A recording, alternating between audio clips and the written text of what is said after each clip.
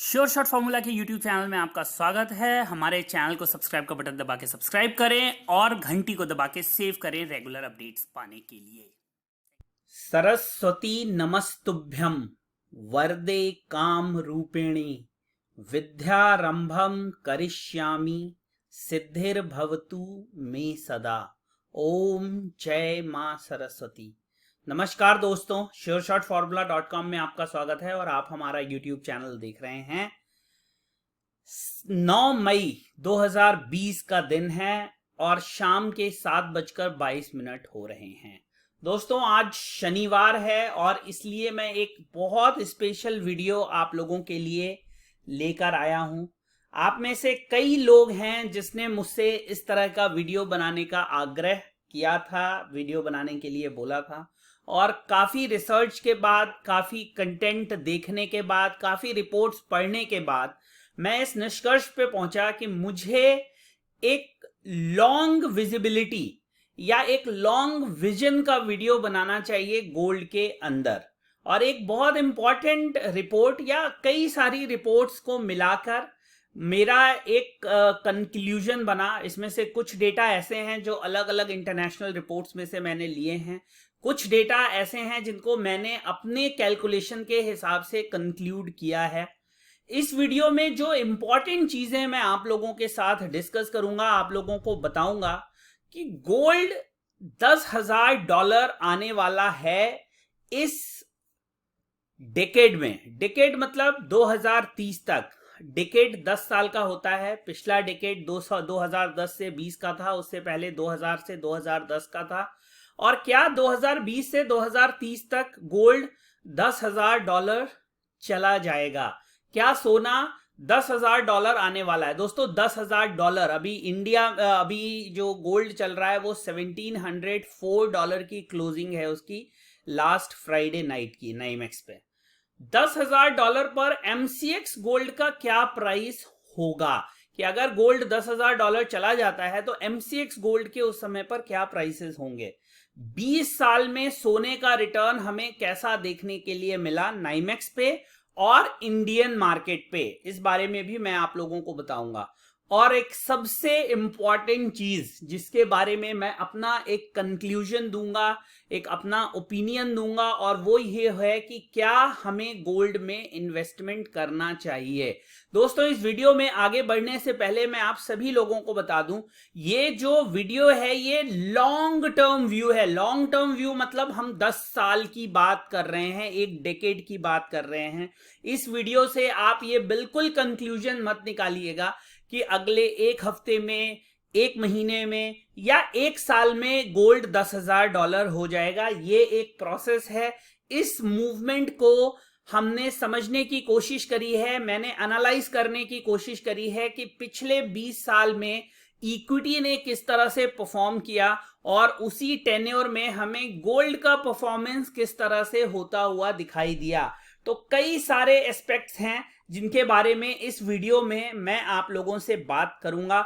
तो ये वीडियो एक इंफॉर्मेटिव वीडियो होगा, एक लॉन्ग वीडियो होगा, और कुछ जो इंपॉर्टेंट पार्ट्स होंगे इसके, उसमें गोल्ड $10,000 क्यों होना चाहिए, कौन से वो लेवल्स हैं इंपॉर्टेंट जहां पर हमें कंसोलिडेशन देखने के लिए मिल सकता है, और वो ब्रेकआउट होने के बाद गोल्ड $10,000 कैसे पहुंचेगा। ये एक हाइपोथेटिकल व्यू मैं आप लोगों को देने की कोशिश करूंगा on the basis of some international analysis and chart breakout patterns. उसके बाद पिछले 20 सालों में इंडियन मार्केट में गोल्ड ने कैसे परफॉर्म किया, मैं ये आपको बताऊंगा। तीसरी इंपॉर्टेंट चीज, इक्विटी मार्केट का परफॉर्मेंस हमें पिछले 20 सालों में किस तरह से देखने के लिए मिला, मैं ये आपको बताऊंगा डेकेड बाय डेकेड। उसके बाद जो सबसे इंपॉर्टेंट कंट्रीब्यूटर होगा भारत में यानी MCX पे, यानी इंडिया के अंदर गोल्ड के प्राइस को डिसाइड करने में, और वो होगा USD INR, मतलब $1 कितने डॉलर का है। वो मैं आपको बताऊंगा कि डॉलर ने पिछले 2 डेकेड में किस तरह से परफॉर्म किया। और फिर सबसे लास्ट में मैं आपको एक हाइपोथेटिकल प्राइस डिराइव करके बताऊंगा कि आने वाले समय में अगर रुपए की वैल्यू एक अनुपात में बढ़ती है, तो जब $10,000 हो जाएगा गोल्ड 2030 तक, तब हमें इंडिया में गोल्ड के प्राइसेस क्या होते हुए दिखाई देंगे। तो एक इंटरेस्टिंग एनालिसिस होने वाला है, एक हाइपोथेटिकल एनालिसिस होने वाला है। मैं उम्मीद करता हूं ये वीडियो आप लोगों को अच्छा भी लगेगा और कहीं ना कहीं आप लोगों की नॉलेज भी बढ़ाएगा। दोस्तों, इस वीडियो की शुरुआत हम करते हैं। Stock market did well from 2010 to 2020। न सिर्फ इंडियन मार्केट्स ने बल्कि इंटरनेशनल मार्केट्स ने, दोनों ने 2010 से 20 के दौरान एक अच्छा परफॉर्मेंस किया। उससे पहले 2000 से 2010 के दौरान स्टॉक मार्केट ने बहुत अच्छा परफॉर्म नहीं किया, लेकिन गोल्ड ने अच्छा परफॉर्म किया। चलिए हम कुछ आंकड़े समझने की कोशिश करते हैं। Below is a breakdown of recent decades with their preferred assets, कि हर दशक का कौन सा एसेट क्लास जो है वो प्रेफर्ड रहा, वो इक्विटी थी या कमोडिटी थी। During the 1990s, the stock market was the place to be. 90s में यानी 1990 वाले दशक में स्टॉक मार्केट वो जगह थी जहां पर लोगों ने बम्पर पैसा कमाया। और आप लोगों को याद होगा कि इंटरनेट स्टॉक्स की वजह से जो एक बबल बूम आया था, जिसको .com बबल भी कहा जाता है, उसकी वजह से नैस्डैक 330 से 1990 5100 चला गया था 2000 में। मतलब 330 थी उसकी वैल्यू 1990 में, 5100 हो गया था 2000 में, and exponential gain of almost 4800 points. और अगर हम परसेंटेज टर्म्स की बात करेंगे तो मुझे लगता है कि मोर देन लगभग 1800% rise in the absolute value of Nasdaq.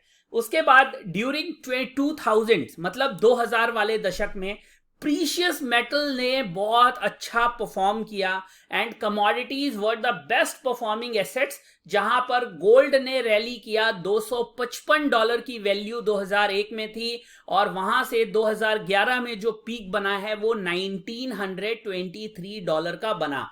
उसके बाद पूरा दशक जो 2011 से 2020 तक सबड्यूड रहा, कोई भी रिटर्न्स हमें गोल्ड में देखने के लिए नहीं मिले। ड्यूरिंग द 2010s मतलब 10 से 20 तक money flow switch back to the stock market, मतलब जो फ्लो था पैसे का वो वापस हमें स्टॉक मार्केट में आता हुआ दिखाई दिया। एंड द डाउ बॉटम्ड एट 6469। डाउ का जो बॉटम क्रिएट हुआ वो 6469 पे क्रिएट हुआ 6469 में 2009 में, and prices topped at 29,600 in February 2020। 2020 में हमें 29,600 पे डाउ टॉप आउट होते हुए दिखा, जो डिक्लाइन हमें अभी देखने के लिए मिल रही है। अब 2020 should favour tangible assets and commodities. देखिए, जो दो तरह के एसेट क्लास होते हैं, एक तो टेंजिबल और एक होते हैं इनटेंजिबल। ज्यादातर जो सर्विसेज होती हैं, स्टॉक्स होते हैं, वो इनटेंजिबल एसेट्स होते हैं, मतलब उनको आप फील नहीं कर सकते, वो आपके हाथ में नहीं होते।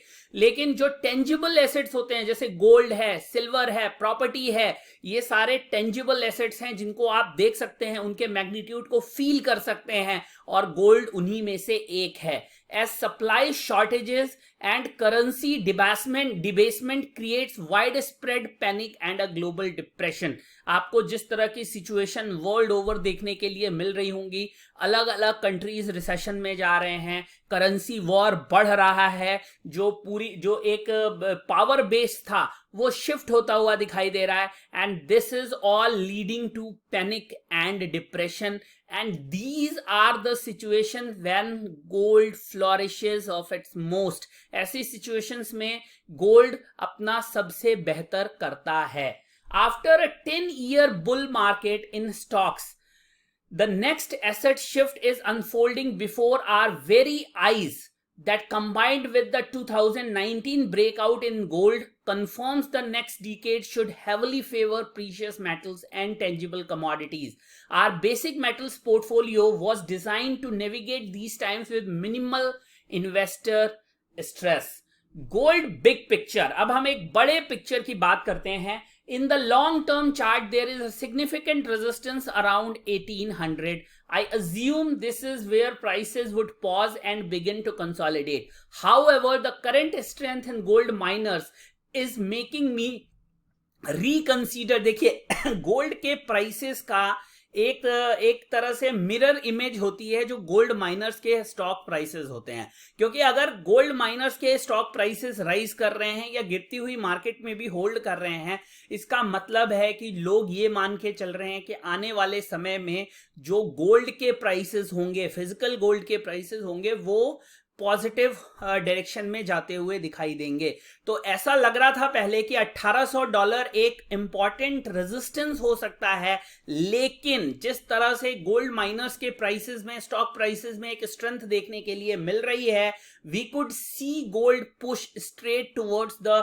1923.70 हाई सेट इन 2011। तो ऐसे हम उम्मीद कर सकते हैं कि $1800 के प्राइसेस पर गोल्ड ना कंसोलिडेट करके सीधा 1923 के प्राइसेस पर चला जाए, या 2000 के प्राइसेस तक भी गोल्ड एक बार वहां पर टच कर जाए। बट एक इंपॉर्टेंट केविएट है यहां पर, I do not think prices will break above 2000 without consolidating first, but we are in unprecedented times and you never know. I expect gold to hit 8500 to 10,000 plus later this decade. मतलब ये कहना अतिशयोक्ति नहीं होगी कि 2000 के आसपास gold के प्राइसेस या जो लाइफ टाइम हाई है वहां पर हमें गोल्ड के प्राइसेस में कुछ कंसोलिडेशन देखने के लिए मिले, जो कि यहां के प्राइसेस से अभी भी लगभग 12-13% दूर है।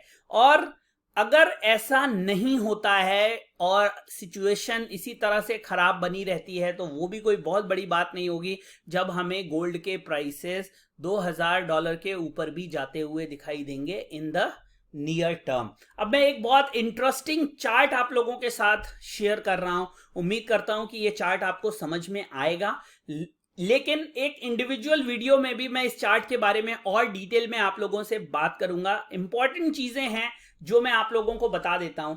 आप लोगों को ये एक गोल्ड का पैराबोलिक चार्ट दिख रहा होगा, जैसे यहां पर एक पैराबोला बना है उसी तरह से सेम आपको पैराबोला यहां पर भी बनता हुआ दिख रहा होगा। आप देखेंगे यहां पर एक ब्रेकआउट पॉइंट था, ये जो था वो ब्रेकआउट पॉइंट था। जैसे ही गोल्ड ने ब्रेक किया, एक नया बुल मार्केट हमें गोल्ड के अंदर आता हुआ दिखाई दिया। सेम जो सिचुएशन थी वो ये छोटे छोटे रेजिस्टेंस थे, एक रेजिस्टेंस ये है, एक रेजिस्टेंस ये है। जैसे ही अब ये रेजिस्टेंस ऐसा माना जा रहा है कि शिफ्ट होके यहां चला जाएगा जो कि लाइफ टाइम हाई है, और अगर ये ब्रेक हो जाता है और गोल्ड इसके ऊपर सस्टेन करना शुरू कर देता है तो फिर हमें एक बुल मार्केट गोल्ड के अंदर देखने के लिए मिलेगी। जैसा कि आप देखेंगे जैसे ही ये रेजिस्टेंस ब्रेक हुआ, ये एक माइनर रेजिस्टेंस था, ये ब्रेक हुआ, फिर ये एक मेजर रेजिस्टेंस बनता हुआ दिखाई दिया।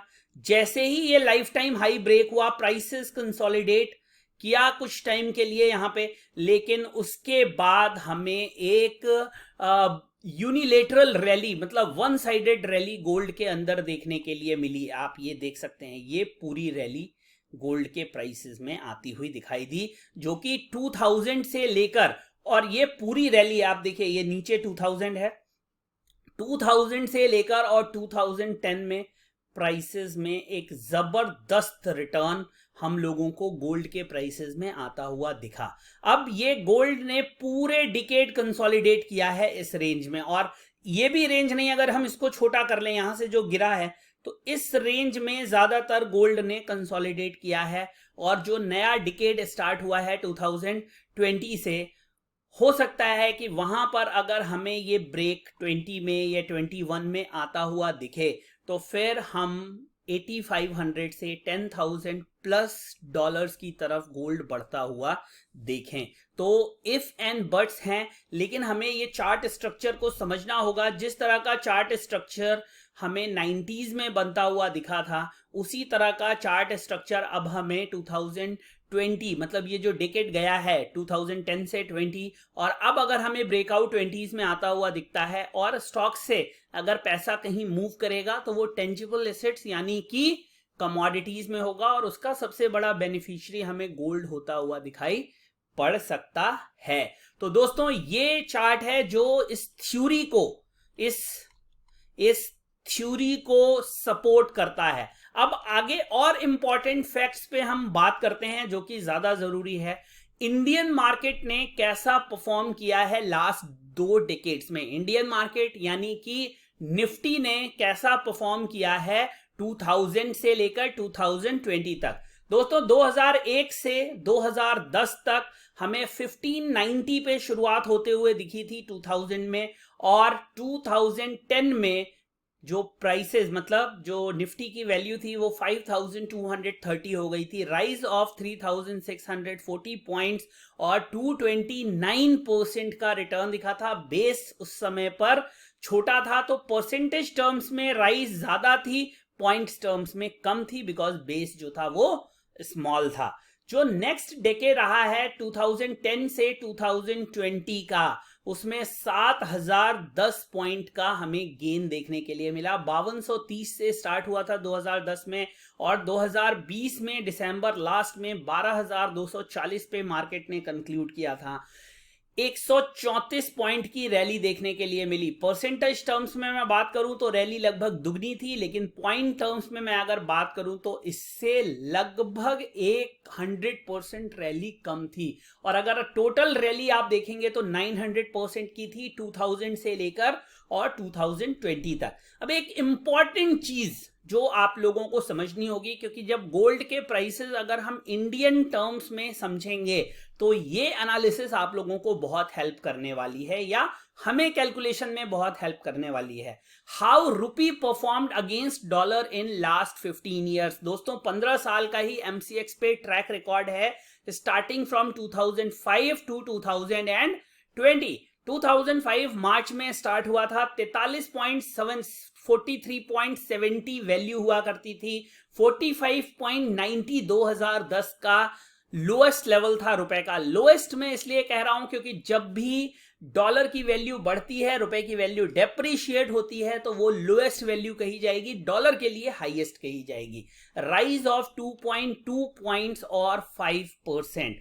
वहीं 2010 से 2020 में परसेंटेज टर्म्स में 1100% ज्यादा डेप्रिशिएट हुआ है। और अगर पॉइंट्स के टर्म्स में भी बात करें तो यहां जो डेप्रिसिएशन देखने के लिए मिला था उससे लगभग 12 गुना ज्यादा, 1200% ज्यादा डेप्रिसिएशन हुआ है इस डिकेड में 10 साल के अंदर।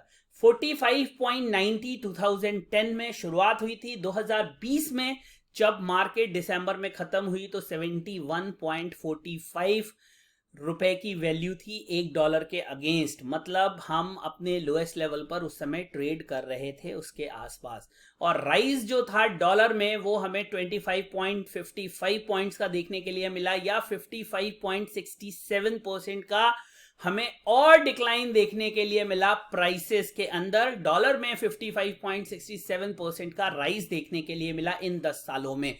अब यही वो वजह थी दोस्तों, यही वजह थी कि 2011 में मार्केट टॉप आउट कर गई थी 1923.70 में। उसके बाद प्राइसेस गिरते रहे, एक समय 1080 डॉलर तक भी गोल्ड आ गया था। उसके बावजूद भी हमारे प्राइसेस हमें पुराने लेवल्स पर जाते हुए नहीं दिखाई दिए। उसकी 2-3 मुख्य वजहें थी। एक तो रुपया रेगुलर डिप्रिशिएट होता रहा, और रुपए का इफेक्ट डायरेक्ट पड़ता है क्योंकि जब हम प्राइसेस को कंक्लूड करते हैं, ट्रांसलेट करते हैं, तो वहां पर ये यूएसडी आईएनआर का इफेक्ट देखने के लिए मिलता है। 1% मतलब सीधा सीधा 1%। उसके अलावा जो कुछ और टैक्सेस में चेंज आया, इंपोर्ट ड्यूटी जो 12% की लगी, उन सबको अगर आप फैक्टर इन करेंगे तो प्राइसेस बढ़ते रहे, क्योंकि 2010 में जो इंपोर्ट ड्यूटीज थी वो अलग थी और आज के तारीख में जो इंपोर्ट ड्यूटीज हैं वो बहुत अलग हैं। आज शायद 12% की इंपोर्ट ड्यूटी हमें गोल्ड पे देनी पड़ती है प्राइसेस को डिराइव करने के अलावा अगर हम इंपोर्ट ड्यूटी हटा दें तो लगभग 41,000 कुछ के प्राइसेस हमें गोल्ड पे 1704 पे देखने के लिए मिलेंगे, जिसपे 12% की अगर इंपोर्ट ड्यूटी आप लगाते हैं तो फिर वो 45,800 के जो प्राइसेस आज आप लोग देखते हैं वो आप लोगों को आते हुए दिखेंगे। वो भी मैं आगे समझाऊंगा। और कई लोग मुझसे पूछते हैं कि कॉमेक्स से प्राइसेस एमसीएक्स पर डिराइव कैसे होते हैं, वो पूरा फॉर्मूला भी मैं आप लोगों को एक एग्जांपल देके समझाऊंगा। इस वीडियो में केवल वो फॉर्मूला बताऊंगा, एग्जांपल देके किसी और वीडियो में डिटेल में मैं आपको समझाऊंगा, सेपरेट वीडियो बना के, ताकि मैं सही से बात कर सकूं। तो 71.45 जो सबसे बड़ी बात रही, जो गोल्ड के प्राइसेस इंडिया में बढ़े इंटरनेशनल मार्केट में गिरने के बावजूद, वो दो फैक्टर्स थे। एक तो रुपया डेप्रिशिएट कर गया 56%, और जो export duty charge, import duty charges थे वो हमें बढ़ते हुए दिखाई दिए 12% तक ग्रेजुअली। एक समय पर इंपोर्ट ड्यूटी शायद 3% लगती थी और वो बढ़ते बढ़ते 12% तक पहुंच गई। तो ये दो फैक्टर थे, अगर इन दोनों को हम मिला दें तो लगभग 68% के आसपास डिफरेंस केवल इसकी वजह से हमें पड़ता हुआ प्राइसेस में दिखाई दिया है। वरना गोल्ड में अगर रियल रैली की बात करेंगे तो पिछले मई जून से स्टार्ट हुई थी, जब 1308 को क्रॉस किया था। नहीं तो बहुत समय तक इंटरनेशनल मार्केट में गोल्ड कंसोलिडेट करता रहा 1100 से 1408 1410 के बीच में, 1100 से 1408 1410 के बीच में।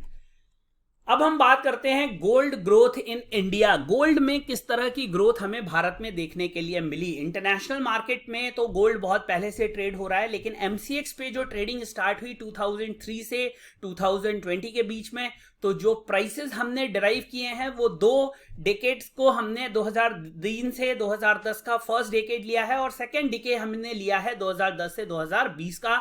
और एक मैंने प्राइसेस आप लोगों के लिए कैलकुलेट किए हैं, overall rise in prices of gold starting from 2003 till 2020। तो पहले जो फर्स्ट डेकेड था 5740 पे प्राइसेस स्टार्ट हुए थे, 16,686 पे 2009 में क्लोज हुए। राइज जो था वो 10,946 पॉइंट्स का देखने के लिए मिला, जो कि 191% का था। मतलब 7 सालों में लगभग 200% का राइज हमें गोल्ड प्राइसेस में आता हुआ दिखाई दिया। 2010 से 2020 में 16,686 से स्टार्ट हुआ और 39,109 हाई था 2019 का गोल्ड का। टोटल जो राइज था परसेंटेज टर्म्स में 134%, लेकिन पॉइंट्स के टर्म्स में जो राइज था वो 22,423 पॉइंट्स का था। वहीं अगर मैं 2020 से कंसोलिडेटेड आप लोगों को व्यू दूं तो 2003 से 2020 तक जो टोटल राइज था वो 33,369 पॉइंट्स का था और 581% का राइज हमें देखने के लिए मिला। अब दोस्तों कैसे कैलकुलेट करते हैं कि जो प्राइसेस हैं नाइमेक्स पे, उनको कैसे हम कन्वर्ट करते हैं इंडियन प्राइसेस में, मैं आप लोगों को एक आइडिया देने की कोशिश करता हूं। इसको डिटेल में डिस्कस करूंगा एक सेपरेट वीडियो के अंदर। MCX gold prices is quoted in INR for 10 ग्राम। जो भारत में प्राइसेस हैं वो 10 ग्राम के हैं, मतलब 46,000 रुपए का 10 ग्राम गोल्ड है। Silver is quoted in 1 kilogram respectively. International gold silver prices is quoted in Troy ounce. जो 1704 जो भी प्राइसेस आप देखते हैं वो ट्रॉय आउंस का प्राइस होता है। For gold and silver price is dependent on international price, USD to INR rate conversion, quoted unit for gold and silver, troy ounce to grams conversion, supply and demand for gold and silver in MCX trading। ये एक formula है कि एक Troy ounce में इतने ग्राम होते हैं तो एक ग्राम में इतने ट्रॉय आउंस होंगे, और इस हिसाब से हम प्राइस को इस फॉर्मूले को लगाकर कैलकुलेट करते हैं और जो फाइनल प्राइस आता है उसमें हमें इंपोर्ट ड्यूटी ऐड करनी पड़ेगी, तो हमें वो प्राइसेस मिलेंगे जो एमसीएक्स पर ट्रेड होते हुए दिखाई आप लोगों को देते हैं। तो मैं एक सेपरेट वीडियो में कैलकुलेट करूंगा।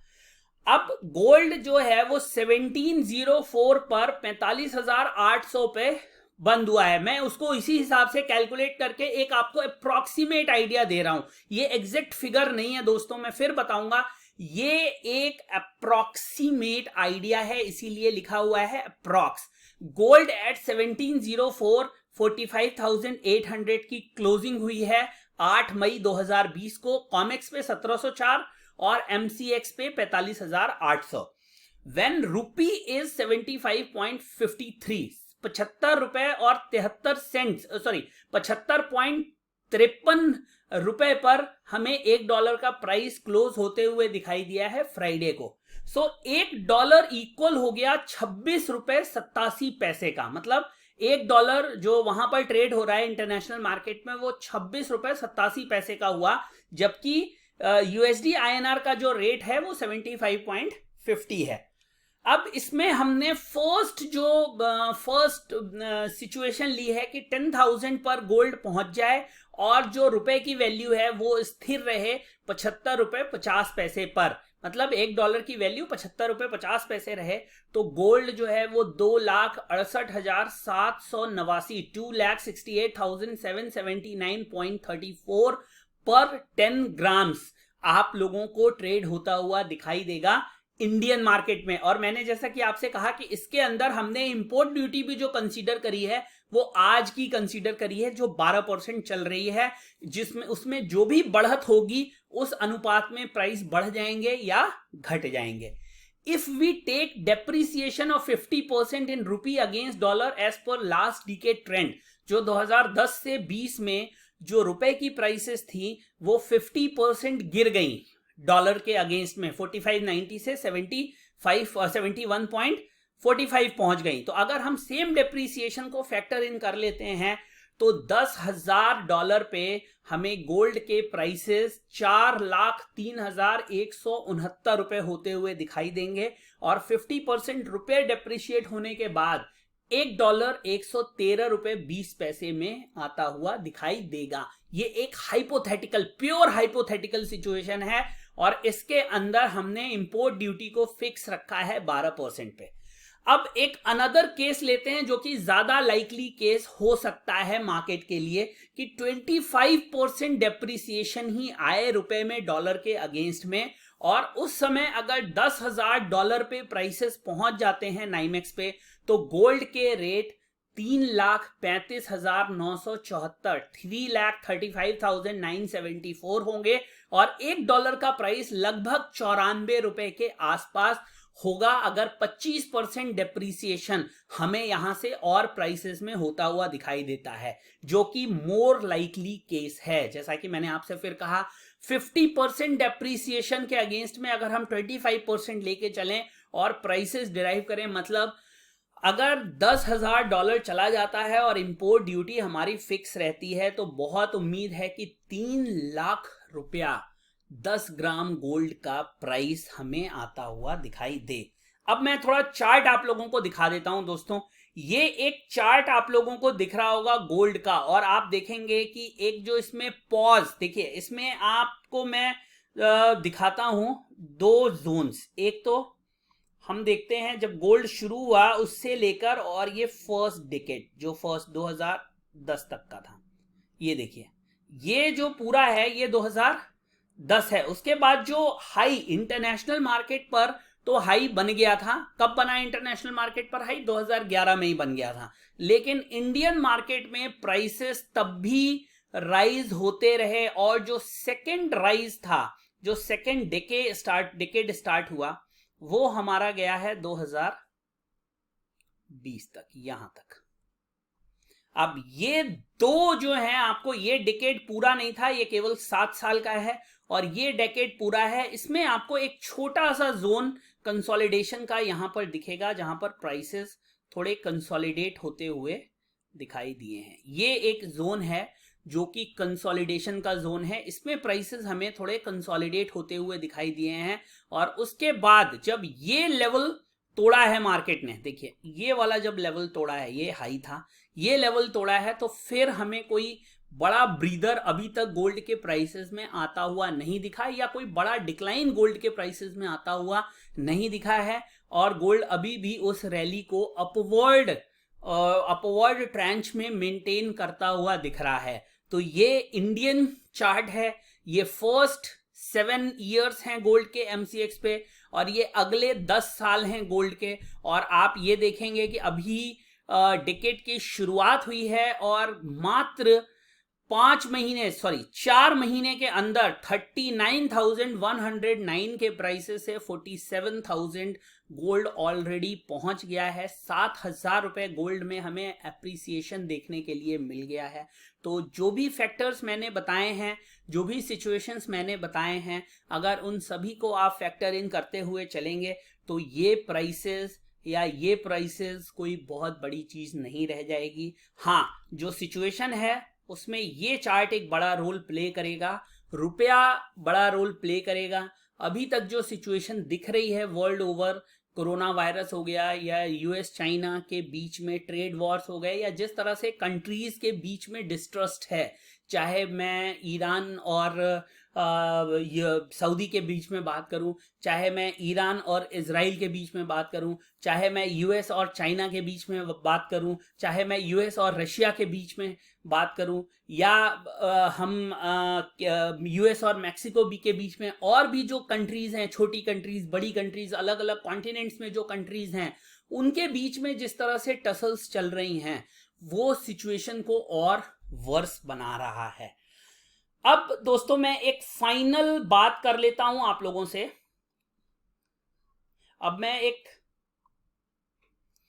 एक फाइनल बात आप लोगों से कर लेता हूं, जो है क्या आपको गोल्ड में इन्वेस्टमेंट करना चाहिए।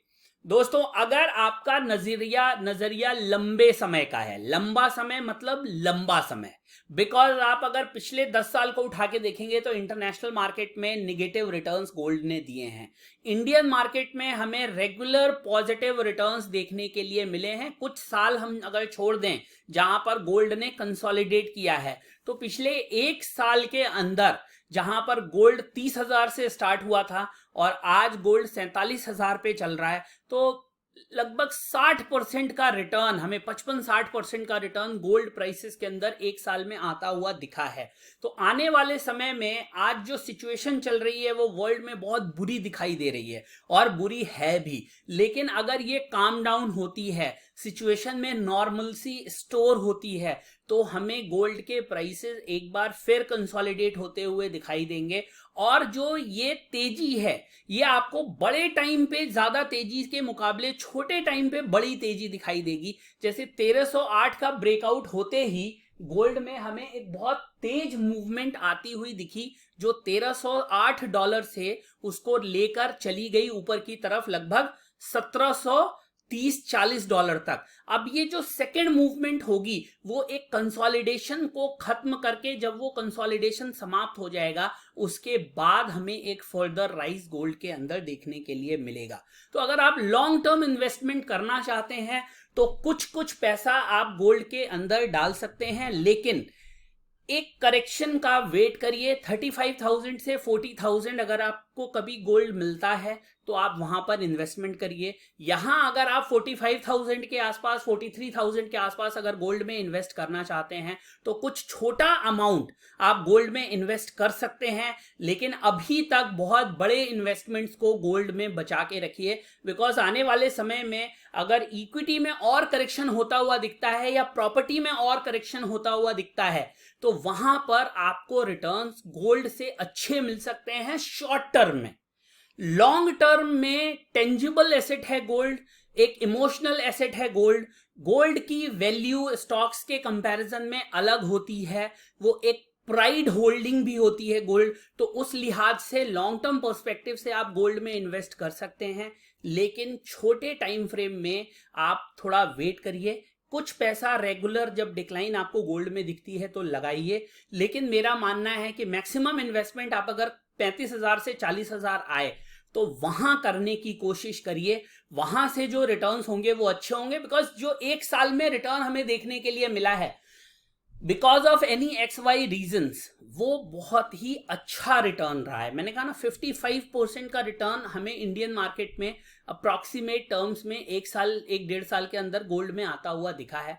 तो रेगुलर इस तरह के रिटर्न हम गोल्ड से एक्सपेक्ट नहीं कर सकते। तो इन्वेस्टमेंट कर सकते हैं, बिल्कुल कर सकते हैं, लेकिन थोड़ा डिक्लाइन और कंसोलिडेशन होने के बाद या कोई ब्रेकआउट हमें मिलता है वहां पर हम कर सकते हैं। बस गोल्ड के साथ फायदा एक ही है, वो टेंजिबल एसेट है। और पिछले पूरे डिकेड में इंटरनेशनल मार्केट में गोल्ड ने अंडर परफॉर्म किया है, और वहां अगर वो आउट परफॉर्म करता है गोल्ड, या वहां पर वो रैली स्टार्ट होती है, तो उसका फायदा आपको इंडियन मार्केट में आता हुआ दिखाई देगा। तो दोस्तों ये एनालिसिस थी मेरी गोल्ड के ऊपर लॉन्ग टर्म के लिए। उम्मीद करता हूं ये एनालिसिस आपको अच्छी लगी होगी। बहुत सारे डेटा पॉइंट्स को मैंने स्टडी किया है, बहुत सारे एनालिस्ट को मैंने सुना है, बहुत सारी थ्योरीज मैंने पढ़ी हैं, और उसके बेसिस पर एक कंसोलिडेटेड व्यू मैंने आप लोगों के लिए बनाने का काम किया है। उम्मीद करता हूं ये वीडियो आपको अच्छा लगा होगा। अगर ये वीडियो अच्छा लगा है तो इसे लाइक जरूर करिएगा, अपना व्यू जरूर बताइएगा मुझे कमेंट सेक्शन में, ताकि वो मुझे भी अच्छा लगे और लोग जो उसे पढ़ें उसको भी उस व्यू से फायदा हो। इन्हीं शब्दों के साथ मैं इस वीडियो का समापन करता हूं। दोस्तों आने वाले वीडियो में बहुत जल्दी आपसे मुलाकात होगी, और इस वीडियो में वीकेंड में और मैं कोशिश करता हूं 1-2 लर्निंग वीडियोस आप लोगों के लिए लेके आ पाऊं। लेकिन उन सब के लिए आपको मुझे लाइक करके अपना सपोर्ट दिखाना पड़ेगा। बहुत मेहनत लगती है डेटा माइनिंग में, डेटा एनालिसिस में, कंक्लूजन में, फिर उसको ट्रांसक्रिप्ट करने में, और आप लोगों तक अपनी बात पहुंचाने में सिस्टम के आगे बैठ के। तो उम्मीद है आप लोगों को ये चीजें पसंद आएंगी और आपको इससे लॉन्ग टर्म में फायदा भी मिलता हुआ दिखाई देगा। इन्हीं शब्दों के साथ मैं अपनी वाणी पे विराम देता हूं। आप सभी लोगों से अनुरोध है, मेरे साथ बोलिए, सर्वे भवन्तु सुखिनः, सर्वे सन्तु निरामया, सर्वे भद्राणि पश्यन्ति, मां कश्चित् दुःखभाग् भवेत्। ओम शांति शांति शांति। जय हिंद, वंदे मातरम।